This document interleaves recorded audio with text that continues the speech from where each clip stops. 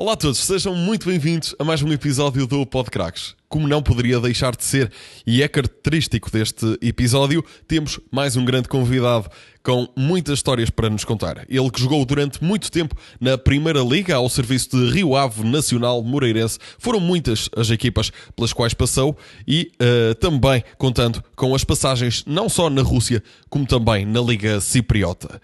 Ele hoje, neste episódio patrocinado pela Lockvi, vem-nos também dar conta dos primeiros passos enquanto treinador principal. Falo de Danielson Trindade.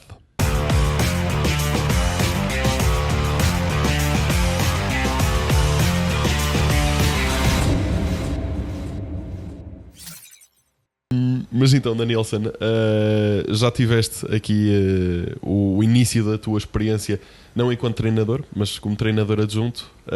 O que é que procuras agora e porquê esta vontade de ser treinador principal?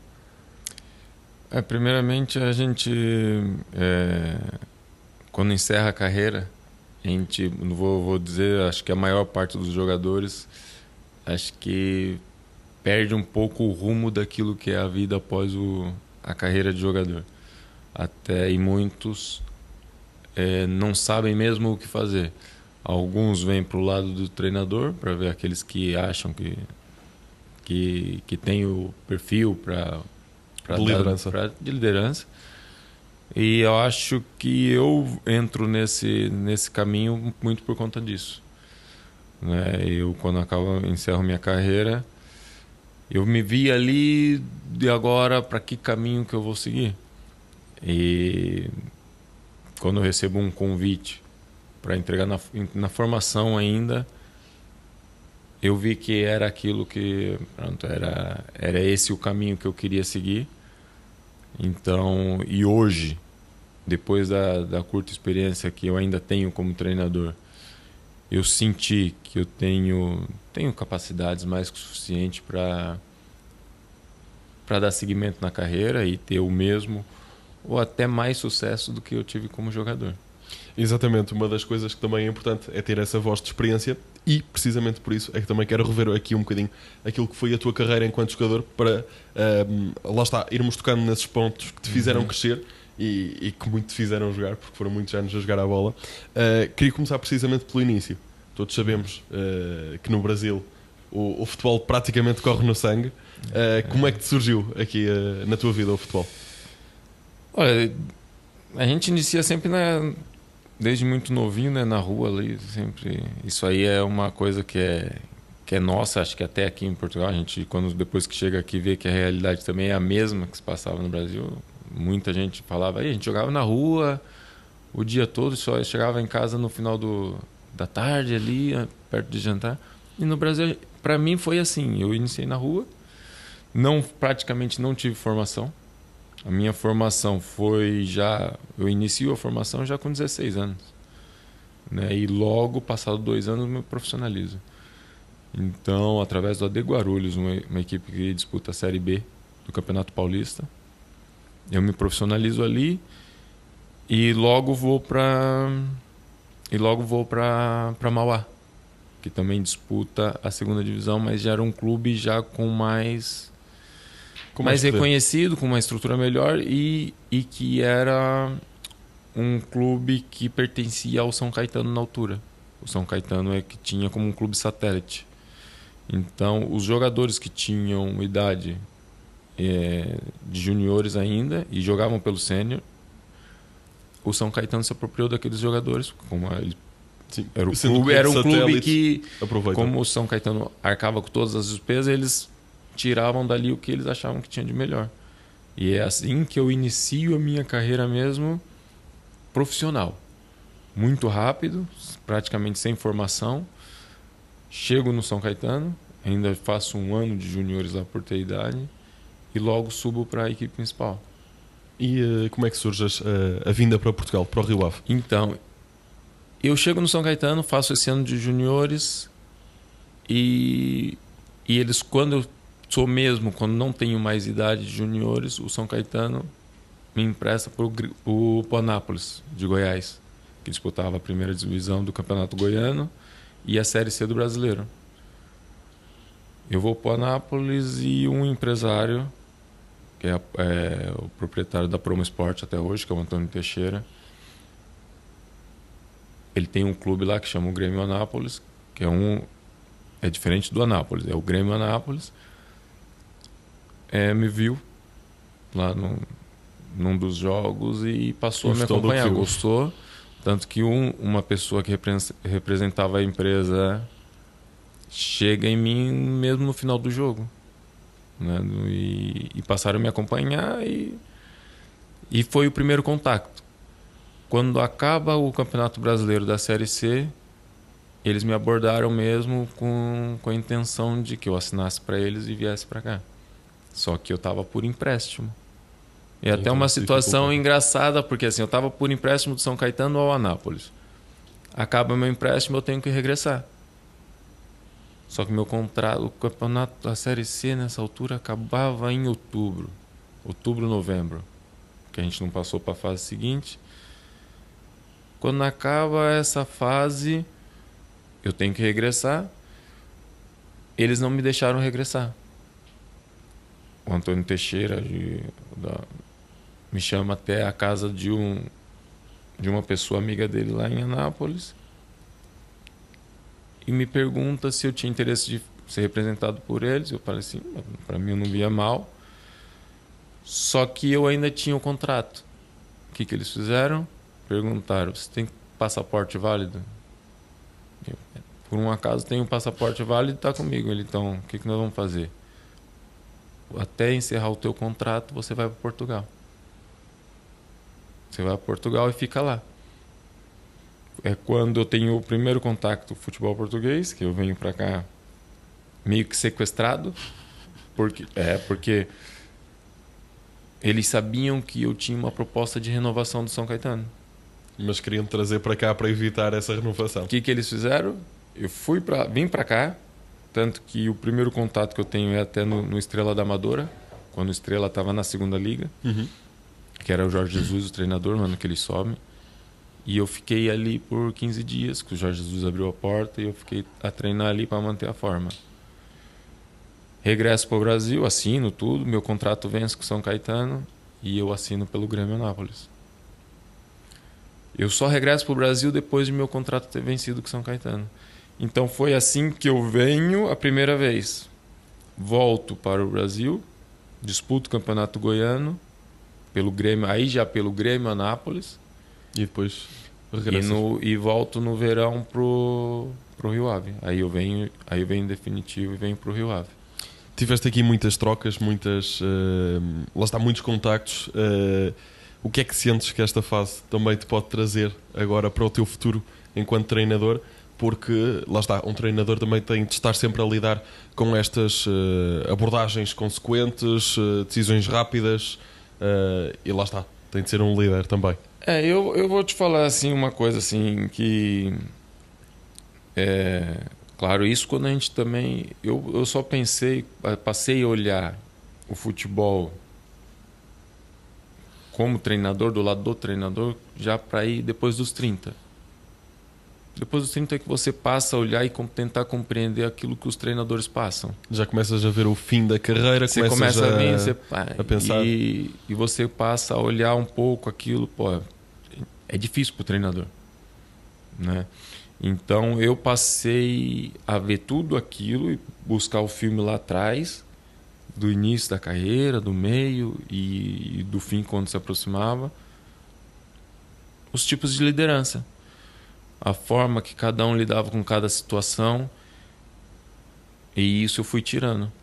Tirei um pouco de cada e eu acho que eu consegui agregar um bom conhecimento, boas maneiras, tudo que os treinadores tinham de bom, porque eu tive bons treinadores.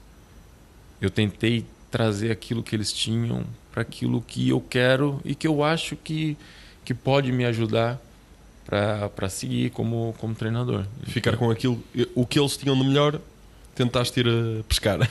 Porque acho que é o natural da vida, porque assim, todos os treinadores, eu acho que não tenha um, se você for perguntar até hoje para o melhor treinador do mundo, que a gente sabe quem é, ele vai dizer que ele se referenciou em alguém. Quem aqui é para ti já agora? Hoje todos nós sabemos, é o Pep Guardiola, é uma referência, como temos outros também. Hoje o Arteta, que você vê, é um... O Luís Henrique também. O Luís Henrique é um que você vê a forma de ele liderar é espetacular. Então, se você for perguntar a esses treinadores que são referência hoje, mesmo eles estando no topo do futebol mundial, eles se referenciaram em alguém. E tiveram sempre um início, não é? Como todos. Então, tiveram um início. E eu acho que eu não seria diferente. Eu acho que nenhum treinador seria diferente. Eu acho que nós temos que buscar aquilo. É como numa universidade, né? Os alunos, para se tornarem bons, eles têm que levar aquele ensinamento que eles tiveram ao longo dos anos na escola. Então, eu acho que eu tentei e faço isso até hoje, tentar buscar o melhor do que eu vejo, das experiências que eu tenho na vida, para aumentar e melhorar o meu conhecimento. Também no teu início, lá está, chegaste a Portugal ao Rio Ave, não começaste logo a jogar, diria, tantos jogos como poderias desejar. Entretanto, depois de 2, 3 épocas, começaste a ser o titular. Foram 5 épocas. Como é que foi essa primeira passagem em Portugal? Vou te falar, o que eu passei no Rio Ave, na minha chegada, eu uso como exemplo para aqueles, quando eu, como tive na formação, passava para alguns jogadores, para aqueles que se sentiam desanimados por não jogar, não ser tão utilizados, e eu utilizava a minha história para eles como exemplo. Eu chego no Rio Ave, num momento em que, quando eu jogava no Brasil, mesmo que fosse Série C ou em clubes em divisões inferiores, quando eu chego aqui, eu jogava sempre. Mesmo sendo muito jovem, eu jogava sempre. Eu chego no Rio Ave e eu era tido como miúdo, por ter 21 anos. Eu falava, miúdo? Mas por que miúdo? E depois você passa a compreender. Os treinadores gostavam de jogar. Os jogadores o Carlos mais Brito, experientes. na altura, gostava dos jogadores mais experientes. Isso era normal. E eu tinha para mim aquele negócio. E eu pensava dessa forma mesmo. Isso eu lembro como se fosse hoje. Toda semana eu falava, não, essa semana eu não joguei, mas a próxima eu vou jogar. Eu tenho certeza, eu vou jogar, não sei, eu sinto.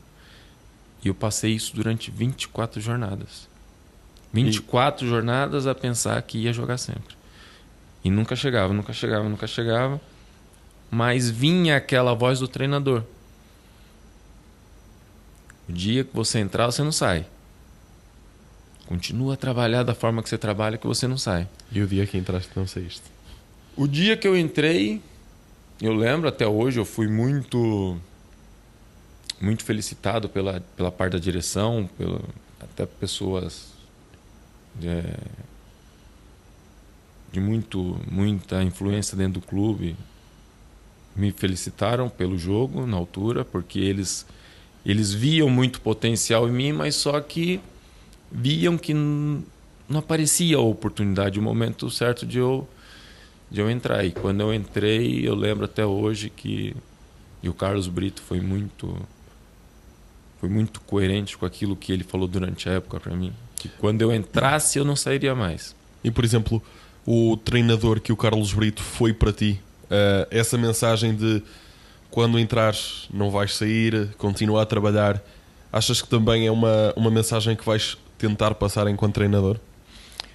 É assim, porque lá está, também sabemos que estão num plantel, principalmente com jogadores mais jovens, cada vez mais há essa vontade de querer jogar, e depois também não jogar aqui, não jogar ali, muitas vezes causa esses atritos no plantel. É assim, foi uma situação em que coube isso. Porque assim, não é muito normal um treinador chegar e falar, quando você entrar, você não sai mais. Porque o jogador pode perder sair por uma situação de um quinto amarelo, e você não vai penalizar um jogador que vem jogando sempre, aí um entrou no seu lugar e não sai mais. Eu acho que não seria, não é o ideal você passar esse tipo de mensagem. Não, mas uma mensagem mais de resiliência, de continuar a trabalhar e continuar a esforçar-se, porque o trabalho dá resultados. Sim, e nisso, isso sim, e é por isso que eu conto isso, dou esse exemplo do que eu passei, né, enquanto tive à frente de um projeto, porque eu sei o quanto aquilo me motivava, semana após semana. Isso me motivava. Não, um dia que ele me colocou, ele não vai me tirar mais. Então isso me dava aquele ânimo para trabalhar, né? Porque quando chegou em janeiro, houve clubes que tentaram me tirar dali. Ó, ele não joga aí, traz para cá para jogar na segunda liga. E eu falei, não, daqui eu não saio enquanto eu não jogar. Querias primeira liga isso eu e falei, tinha de ser. não era questão de ser primeira liga. Eu sentia uma dívida comigo mesmo. Porque eu tinha um propósito. Quando eu vim para cá, eu vim com uma gana de vencer muito grande. Né? E eu sabia das dificuldades que eu passava no Brasil, que minha família passava. Então eu tinha uma gana de vencer muito grande. Então eu me sentiria... Eu teria um sentimento de desistência se eu fizesse aquilo naquela altura. Tinhas quase que uma necessidade de recompensar a tua família pelo esforço que eles fizeram contigo. Sim, porque eu lembro que quando eu ia jogar em Guarulhos, eu morava no extremo sul de São Paulo. Eu tinha que atravessar a cidade toda. E muitas vezes minha mãe me dava o único dinheiro que ela tinha para eu poder ir treinar. Isso faz com que a gente pense na vida, né, sabe?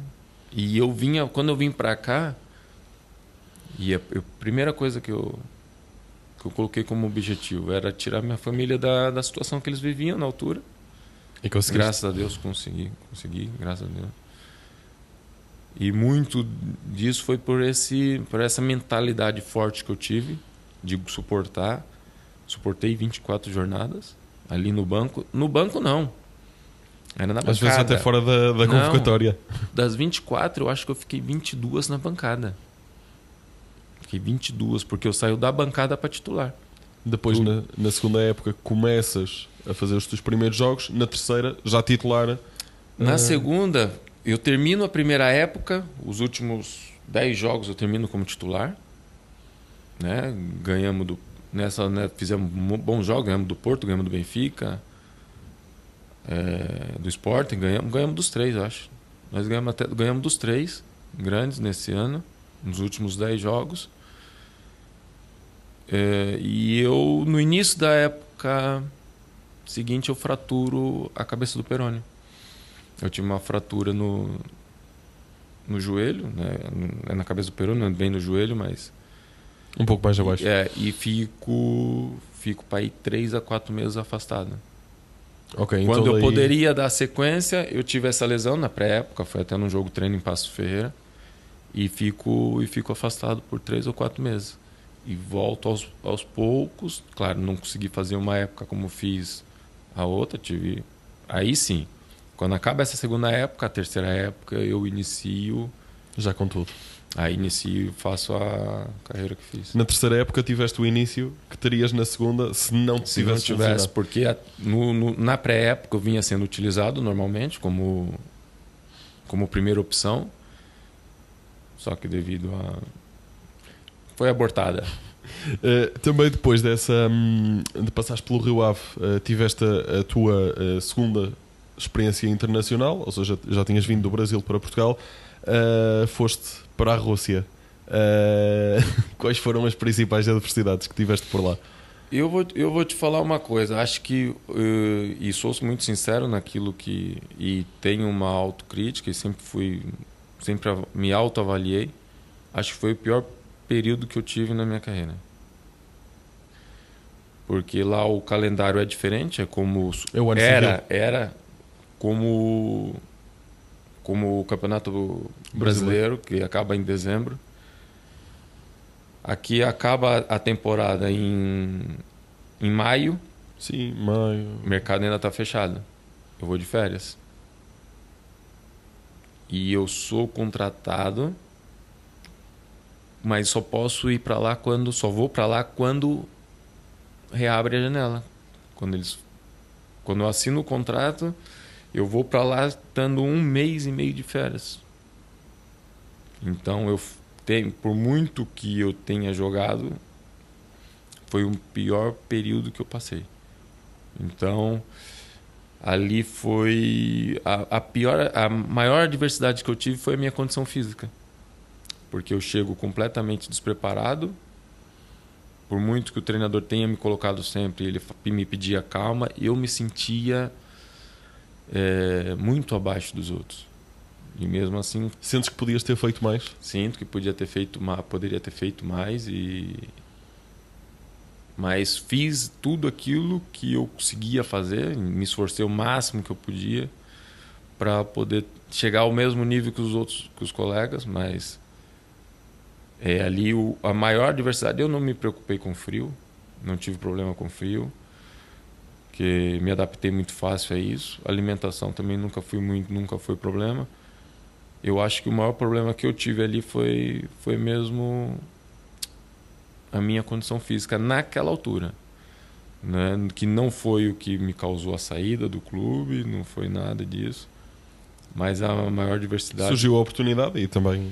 Não, a oportunidade ali foi até estranha, porque quando eu saio dali, eu tinha mais 2 anos de contrato. Só que a gente sabe que na Rússia os clubes pertencem sempre a alguém. Sempre tem um investidor.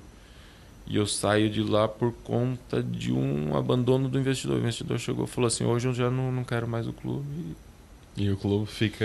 O clube ficou à deriva e pronto, a proposta que me fizeram na altura era reduzir o salário para 1/3. Então, quando eu vejo se há a possibilidade de voltar, né? E voltaste mesmo para a Primeira Liga. Voltei, e o Passos na altura estava com uma situação muito difícil no campeonato. Eu chego aqui, eles estavam na zona de descida. E é um outro período em que eu tenho que me esforçar ao máximo, porque acaba o campeonato russo, eu venho de férias. Sou informado que teria que reduzir o salário, mas mesmo assim eu volto para Moscovo, inicio lá uma pré-época meio que afastado do grupo, porque eu já sabia que ia sair, mas tinha que me reapresentar. Então não faço uma pré-época em condições. Chego no último dia de inscrição aqui a Passos. Chego no último dia de inscrição numa forma física também horrível. Então foi um início, uma chegada aqui a Passos mesmo, e eles precisando na altura, eles precisavam mesmo, né, do reforço. Já tinhas também experiência de Primeira Liga? Eu já tinha e sabia que podia ajudar. Depois, quando eu cheguei, eu sabia que poderia ajudar e ajudaria. Chego no momento delicado do Passos, e nesse ano foi bom porque, claro que com muito esforço consegui ainda fazer uma boa época, uma boa metade de época no Passos, e tanto que nós chegamos à final da Taça de Portugal contra o Porto. Mas depois não correu bem. Não correu bem, mas fica pela recuperação que nós tivemos no campeonato, aquela época fica marcada. Porque tudo indicava uma descida de divisão. Tudo indicava. Era uma sequência de jogos, de resultados negativos, que se você fosse olhar pela estatística da pontuação, tudo indicava uma descida. E nós fizemos uma recuperação muito boa no campeonato e conseguimos ainda ir para a final da Taça de Portugal. Ficamos, se a gente for fazer um saldo, foi sempre positivo ali, muito positivo. E eu tive uma subida nas minhas prestações, assim, minha condição como atleta, eu consegui chegar mesmo a um nível muito bom. Aliás, tal é a tua subida que na época a seguir és convidado a ir para a Madeira, para o Nacional, ficas lá por 2 épocas, lá está, continuas com muita experiência do futebol português, muita experiência de Primeira Liga, sempre, ou praticamente sempre a titular. Achas que também este papel de liderança, porque acabaste por assumir esse papel em campo, te pode trazer muitas características enquanto treinador? Ou seja, já falaste aqui de recuperação de lesões, tiveste de recuperar desses períodos em que não estavas tão bem fisicamente. Como é que achas que isto te pode ajudar depois para ler os próprios jogadores? Porque também há muita essa necessidade. Isso é uma coisa que a gente aprende, que eu por ter passado por momentos em que eu tive que ter essa superação para andar em bom nível, isso ajuda, claro que o jogador passa a se conhecer, né? Passa a conhecer o seu próprio corpo, passa a conhecer os seus limites. Isso ajuda quando você consegue passar para os jogadores, hoje que você vai passar a liderar, que determinadas situações ele pode superar sem ter que parar. Muitas das vezes, porque hoje você vê muitos jogadores que dizem... Eu tive um caso recente até. Um jogador que vinha falar, tinha passado para o departamento médico, que não tinha condição de treinar, porque estava com uma dor em determinada parte do corpo e falou que não poderia treinar. O físio chega e diz: o fulano não vai poder treinar porque está com uma dor aqui. Não que eu queira contrariar o conhecimento médico ou do físio na altura, mas eu perguntei para o atleta: mas te dói a fazer o quê? E ele me passa e eu falo: entra aos poucos, vamos ali falar com o físio, você vai entrar aos poucos e você vai ver que isso vai passar. E tudo isso que a gente passa na nossa vida como atleta vai nos ajudar, pelo menos, né, se caso a gente queira e a gente tenha vontade de utilizar aquilo que nós vivenciamos como jogadores, vai nos ajudar a passar para os jogadores, a tirar o melhor de cada jogador e até ter a superação desse tipo. Eu estou dando um exemplo de uma suposta lesão ou num sentimento que poderia ser uma lesão. A gente pode ajudar os jogadores a ultrapassar determinadas limitações com o nosso conhecimento prático, aquele negócio que nós de termos estado ali dentro do campo e por ter passado por aquilo. Então a gente pode ajudar, não só nisso, estou dando um exemplo, mas em vários outros fatores a gente pode ajudar os jogadores a crescer. Uma outra pergunta que tinha para ti é, sabemos que jogar no estrangeiro é sempre toda uma experiência, no sentido de é necessário adaptar-se, é necessário conhecer o campeonato para onde vamos jogar, é necessário, lá está, se calhar adaptar até o nosso próprio futebol para ficar com um rendimento melhor nesse campeonato. Tu tiveste, além da experiência na Rússia, acabaste também por passar pelo Chipre. Como é que achas que estas duas experiências te podem ajudar neste sentido? Essas experiências, a gente ter participado de alguns campeonatos, né, de outras nacionalidades, sempre acrescenta no nosso conhecimento. A gente tem experiências novas sempre, novas maneiras de trabalhar. Então isso faz com que, claro, o conhecimento cresça e a gente sabe como orientar.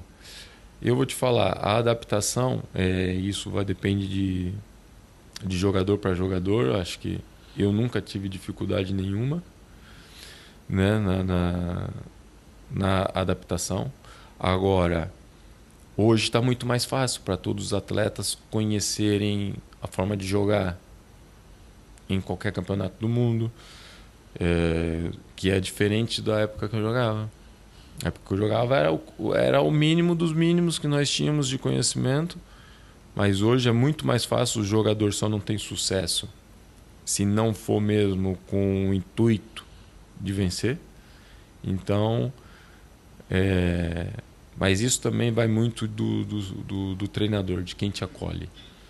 Um jogador, para ter sucesso, às vezes depende muito do treinador. O treinador tem que estar preparado para receber um jogador que vem de fora, para ajudá-lo na adaptação do estilo de jogo do país. Por muito que eu queira estudar ou queira me ajustar com a forma de jogar de determinado país, o treinador é uma peça fundamental para o jogador poder ter um bom desempenho. Se o jogador chegar lá, o treinador olhar, não rende e já pôr logo de lado, ou não ter uma dedicação, não é dedicação especial, mas em se dedicar para que aquele atleta que passa a ser um ativo do clube tenha um bom rendimento, o jogador vai sempre ter dificuldade. Então o treinador tem um papel muito importante na vida do jogador. Tu continuas ainda aqui com bastantes mais épocas em Portugal, depois do regresso da Liga Cipriota. Gil Vicente, Moreirense, Salgueiros, um regresso também ainda ao Rio Ave, ainda que para a equipa B. De todas estas passagens, e até considerando aquilo que já falamos, quando chegaste a Portugal também, qual é que sentes que foi a que mais te fez evoluir e qual é a melhor memória, aliás, que tiras de todos estes momentos em Portugal? Olha, eu vou te falar, quando eu volto para Portugal, já na parte final, né, que eu volto já com 33 anos pro Gil Vicente, muito bom treinador tive, e é um dos que eu tiro muita coisa, que é o João de Deus, que é o adjunto do Jorge Jesus, muito bom treinador.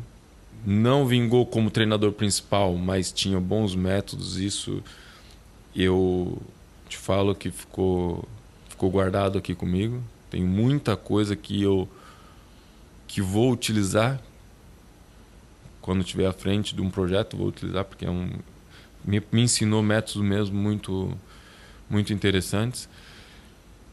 E pronto, foram 3 anos, depois jogo no Gil Vicente, jogo no Moreirense, onde ali no Moreirense eu já me senti muito mais lado treinador do que jogador. Foram meus últimos 2 anos na Primeira Liga. E ali eu sinto que eu poderia seguir a vida de treinador. Porque ali eu já passava a olhar. Já tinhas mais um papel de liderança. Já liderava muito mais, tanto que eu tinha até situações que não eram normais, dentro que nunca tinha me acontecido, mas tive um papel muito importante do lado do Miguel Leal. E ali ele contava muito com a minha ajuda. Ali eu falo que eu tive um papel mesmo não de colocar uma equipe em campo, claro que não, mas opinar muitas vezes sobre o 11 que iniciaria. Ali ele me perguntava, me pedia muito a minha opinião. Queria ter uma perspectiva do lado da equipa. E ele me perguntava quando ele tinha alguma dúvida, ele me questionava se eu também via da mesma forma. Então, nós conversávamos muito e eu ali vi que eu estava prestes a passar para o outro lado. E ali foi o momento. No Moreirense foi o momento em que eu mais me vi dessa forma, do lado do treinador. Mesmo assim, ainda continuaste mais uns anitos a jogar, passaste a barreira dos 40 anos, que hoje cada vez mais se vai normalizando. Mesmo assim, é todo um feito. Como é que sentiste estes mais de 20 anos a jogar a bola? Eu vou te falar, quando termina a época no Moreirense, eu estava com 36 anos, se eu não me engano, tenho 36. E muita gente me aconselhou a parar. Termina com 36, a carreira está feita. Sentias que ainda tinhas mais uma coisa? Termina na Primeira Liga. E eu falei, mas percentual de gordura 7. Fisicamente, eu me sentindo apto. Eu falei, não, eu vou jogar. E fui jogar. Cometi um erro muito grande, que naquela altura eu não deveria ter cometido. Mas pronto. São decisões. Eu tinha o Daniel Ramos, que me ligava, que é meu vizinho, em Vila do Conde até, que me ligava constantemente para ir para Santa Clara. Santa Clara na altura estava na Segunda Liga. E eu rejeitei para poder ir o Cova da Piedade, que recém tinha sido promovido para a segunda liga. Ali foi um momento em que eu acabei queimando tudo aquilo que eu fiz de bom na minha carreira, eu acabei queimando ali. Achas que foi um tiro no pé? Foi porque era um clube completamente despreparado do futebol profissional. Eles vinham para uma liga profissional com pensamentos do futebol amador. Então, todos os objetivos que eles tinham eram demasiado, se calhar. Assim, era um clube que estava bem orientado financeiramente, porque tinha gente com bom capital, mas gente completamente despreparada no futebol. Não tinha profissionais para a ideia. E aquilo foi um erro que eu acabei, porque ali tudo que nós dizíamos, e que vínhamos do futebol profissional, tudo que nós dizíamos era recebido com um tom de pensa que sabe mais do que nós. E aquilo foi criando um desgaste. E você passa a ser mal visto. Eu tinha 2 anos de contrato, fiquei só 1. E ali foi quando eu falei ali, não, eu não precisava passar pelo que eu passei e dou um ponto final. Ali acaba o primeiro ano, rescindo o meu contrato e acaba a minha carreira ali. Pensei que tivesse acabado. Só que assim, quando eu estive no Chipre, eu joguei com o Nuno Assis. Baixinho, aí jogava assim, isso. E eu joguei com o Nuno Assis lá. E ele estava à frente da SAD no Felgueiras, na altura. Quando eu saí do Cova da Piedade, meu telefone toca, no Assis. O Assis me chama para ir pro Felgueiras. E ele foi lá, Vila do Conde, para falar comigo, tudo. Só que, entretanto, entra o Salgueiros na jogada. E o Salgueiros me promete mundos e fundos, Eu vou evitar falar o nome das pessoas porque as pessoas ainda andam no futebol profissional e é melhor evitar. Me promete contrato, quase o mesmo contrato que eu tinha da primeira divisão no Cova da Piedade. Pronto, aceitei, liguei pro Nuno e disse que não iria porque tinha aceitado o projeto do Salgueiros, que era um projeto de subida para a segunda liga. E que ia para lá. Aí o Nuno me avisou. Rapaz, não faz isso que você não vai receber. E Nuno, acho que a pessoa me pareceu ser uma pessoa séria e eu acho que vai correr tudo bem. Acabou por ser o segundo tiro no pé. 2 anos seguidos eu faço as 2 maiores asneiras que eu poderia ter feito enquanto um atleta. Eu fui para o Salgueiros, situação de extrema calamidade no plantel, jogadores a passarem fome, não ter dinheiro para combustível. E ali vem de tudo o líder. Né? Tinhas de ser tu a motivar. Tive que ser eu a puxar muitos jogadores, a ter que ajudar mesmo efetivamente e ajudar os jogadores para que a gente pudesse treinar, porque ajudava de uma forma, se falta isso, pronto, tá aqui, vai lá, faz, já não vai ser um motivo para você não vir para o treino. É combustível que falta, quem pode ajudar, ajudava, quem não podia, com combustível para a gente poder treinar. E foi assim durante meia época, até esses investidores saírem e entrarem outros, mas aquilo já estava completamente degradado e já não dava para melhor. Já não dava para muito. E foi ali que, pronto, mais uma vez eu tive que estar à frente. E ali mesmo fui mesmo o tido líder ali. Se no Moreirense tinhas sido o líder, mas mais por aspectos táticos para ajudar o treinador, aqui tiveste de ser um líder, mas mais psicologicamente e até financeiramente para ajudar. Aquilo que o clube não fazia, tinhas de ser compensado. Tive que ajudar muito. Isso é uma coisa que eu nem deveria estar falando, porque quando a gente faz esse tipo de coisa nem se deve falar, né? Estou citando uma experiência que nós tivemos.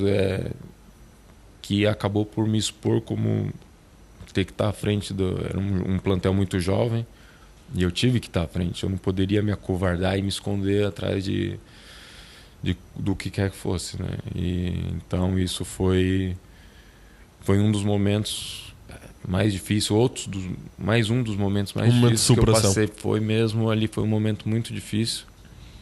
E continuo e pronto, e saio dali. Ainda vai ali eu falo, ali mesmo eu falei, até mesmo pela família, eu falei, agora eu tenho de ir para um sítio onde já conheço os cantos da casa. Eu falei, hoje, quando acabou a época, o último jogo pelos Salgueiros, eu falei, hoje, a partir de hoje eu não jogo mais. Eu vou descansar minha mente e não jogo mais. Parece coincidência assim você falar, mas quando não é para você parar, o teu telefone vai sempre tocar. O André Vilas Boas hoje ele é diretor no Famalicão. Foi meu colega no Rio Ave. Ele me liga. A época recém tinha acabado, né? Em coisa de uma semana ele me liga que quando eu vou para a equipe B do Rio Ave, eu não vou para a equipe B. O André Vilas Boas, ele me liga e me convida para o Sub-23. Que naquela altura podiam ter 3 jogadores excedentes, mais velhos. E ele me pergunta, o que você vai fazer, velhote? E eu falo, porra, não, eu estagnei, eu parei. E ele falou, porra, mas você acha que você não tem perna aí para fazer mais um aninho? E eu pergunto para ele, mas você vai me levar para onde? E ele fala, vou te trazer aqui pro Rio Ave. E eu falei, pro Rio Ave? Aí ele me conta todo o projeto que eles tinham. Era o primeiro ano da competição da Liga Revelação, que era o Sub-23. E eu vou pro Sub-23, mas só que chega lá, tem uns problemas burocráticos, contratuais, em que não era viável para o clube me inscrever. Mas o Rio Ave tinha a equipe B. E o Zé Gomes ver aquela situação de que eu não poder jogar no Sub-23, fala, Daniel... Ele para ali não dá, mas para aqui é capaz de dar uma perninha. Aí ele falou, você não quer vir jogar aqui na equipe B? E eu falei, eu tô a 2 minutos de casa. Pô, 2 minutos para eu chegar aqui para treinar. Treinamos de manhã, tô em casa. Eu jogo aí na equipe B só com meninos de 19 anos, 18, 19 anos. E eu lá com 40, com 30 e tava na hora quando eu vou para lá eu tô com 38. O pai da equipa. É. E eu chego lá e eu quero estar aqui no meio. E faço esse ano na equipe B do Rio Ave, foi a maior experiência. Lá está. Eu vim passando nos últimos anos da minha carreira tudo experiências que me ajudam hoje como treinador. Por exemplo, fizeste esse ano com a equipa B, com muitos jovens, acabaste mesmo, neste caso, em 2022, 2023, por te estreares enquanto membro da equipa técnica na formação do Rio Ave, ainda continuaste lá mais uma época. Como é que achas, ou quão importante foi a tua época enquanto jogador na equipa B com muitos jovens para esta estreia enquanto membro da equipa técnica, enquanto adjunto? Isso ajudou porque você passa a sentir por dentro, e eu estava dentro do balneário, além de ter passado por isso, mas como fazia muito tempo, é normal que você, claro que o sentimento é diferente, né? Eu estava dentro de um balneário, sendo muito mais velho, a maior parte ali tinha idade para ser meu filho. Você vê o pensamento deles dentro do balneário.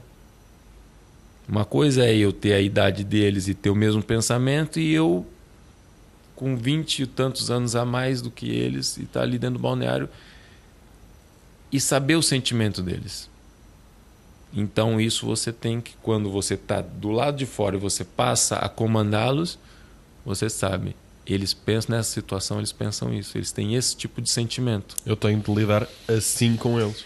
Tá entendendo? Então, eu já sabia mais ou menos, eu falei, como lidar com todos esses jovens ali. Entendo que sejas um treinador que goste também, então, assim, de jovens atletas e de apostar na formação.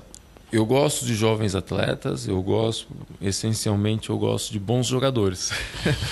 Mas gosto também daqueles jogadores que são comprometidos, são dedicados. E isso às vezes passam até muito por cima de muitos que utilizam muito mais do talento, né? Então esses às vezes superam até esses atletas. Gosto, né? Mas eu sou muito exigente. Isso eu tenho uma coisa que eu tenho comigo, eu sou muito exigente, sou muito rigoroso. E às vezes os jovens de hoje em dia sentem um pouco de dificuldade em lidar com esse tipo de treinador.